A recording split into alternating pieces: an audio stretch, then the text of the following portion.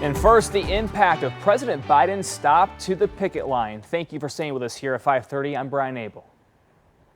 And I'm Glenda Lewis, live in Belleville. Just hours ago, President Biden stopping here to talk with the UAW on the picket line and join members in their cause. So I'm joined tonight by Marick Masters, business professor at Wayne State University. And good afternoon to you, Marick. Let's start with the impact of this visit. Does it help or hurt negotiations? Well, I think it helps in this sense. It keeps the attention of the public on these negotiations, and all parties know that they're being watched. And when parties feel under scrutiny, I think they tend to try and stand up to their best level of performance. And so they're going to be evaluated continually by the public on this.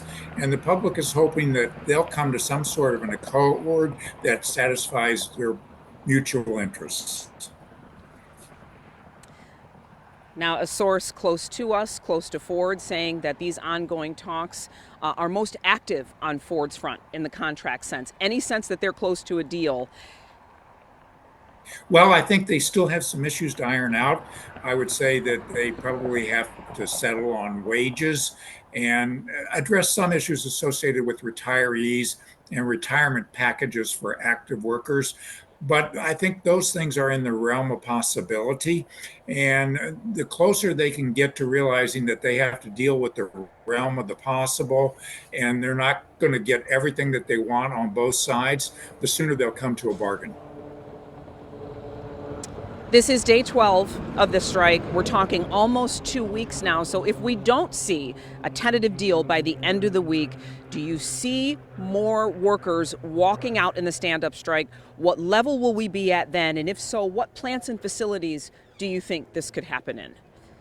Well, I think that will depend on progress in the negotiations. If progress is not as speedy as Sean Fain would like, then I think he would definitely not hesitate to step up the pressure. And you would see more assembly plants and also parts plants in the next wave, the wave 3 of strikes. Those, do you believe, would have the greatest impact for this next I phase? think that they've got to ratchet up the pressure, because the longer this strike goes out, you know, they've got now close to 20,000 people out on strike, and some of them have been, as you said, for 12 days. That's a long period of time, and they're going to grow increasingly impatient being on the picket line if they don't see progress. And so he's going to have to ratchet up the pressure on them in order to hope that that makes them more forthcoming, if they are indeed going to be more forthcoming.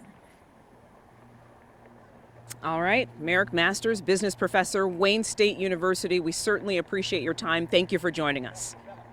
Thank you for having me. I appreciate it. Have a good afternoon. Same to you. And we hope that you stay with us as we track every step of the way and the status of these negotiations. We'll have updates both on air, online, of course, on our website, 24 hours a day, WXYZ.com. Brian, back to you.